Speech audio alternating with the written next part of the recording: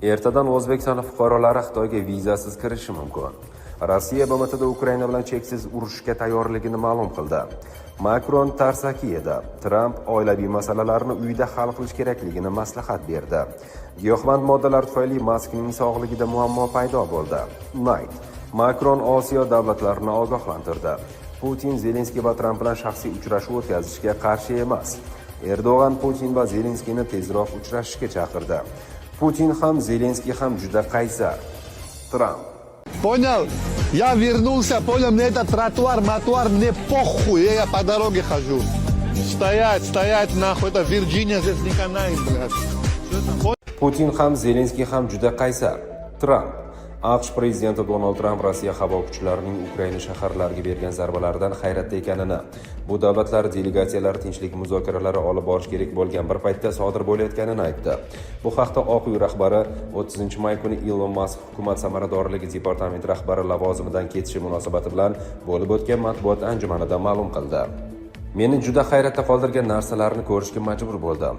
Kiyev kabi shaharlarga raketalar uchirildi. Muzokaralar chog'ida nazarimda yakunlanishiga juda yaqin edi, dedi AQSh prezidenti.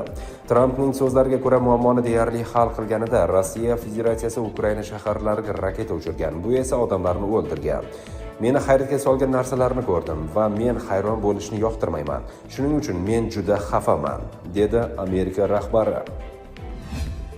Rossiya BMTda Ukraina bilan cheksiz urushishga tayyorligini ma'lum qildi.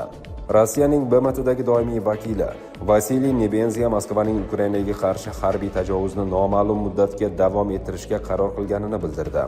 Rossiyaning maqsadlariga tinch yo'l bilan ham, harbiy yo'l bilan ham erishish mumkin. Qurolli kuchlarimiz jangovar harakatlarni zarur bo'lgan muddatgacha davom ettirish va kuchaytirishga qodir, deya u BMT Xavfsizlik kengashi majlisida ta'kidladi. Uning aytishicha, barcha uchun tanlov qilish vaqti yetib keldi. Shu bilan birga Nebenziya Rossiya prinsip jihatdan o't ochishni to'xtatish imkoniyatini ko'rib chiqishga tayyor. Biroq bu bir qator talablar bajarilishi sharti bilan ekanligini qayd etdi. Bu talablar orasida Ukrainada safarbarlikni to'xtatish va G'arb davlatlarining harbiy yordamini tugatish bor. Prinsip jihatdan bu o't ochishni to'xtatish rejimini o'rnatish imkoniyatini ko'rib chiqishga tayyormiz. Makron Osiyo davlatlarini ogohlantirdi. Xitoy Shimoliy Koreyaga bosim o'tkazib, uning Rossiyaga Ukrainadagi urushda yordam berishni to'xtatish kerak. Aks holda NATO Janubiy Sharqiy Osiyo ishlariga aralashishga majbur bo'ladi. Bu haqda 30-may kuni Fransiya prezidenti Emmanuel Macron Singapurda o'tkazilgan Shangri-La dialogi xavfsizlik konferensiyasida so'z ochdi. Siyosatchi so'nggi yillar davomida Shimoliy Atlantika alyansi Osiyoda qandaydir rol o'ynashiga qarshi chiqqanini eslatgan.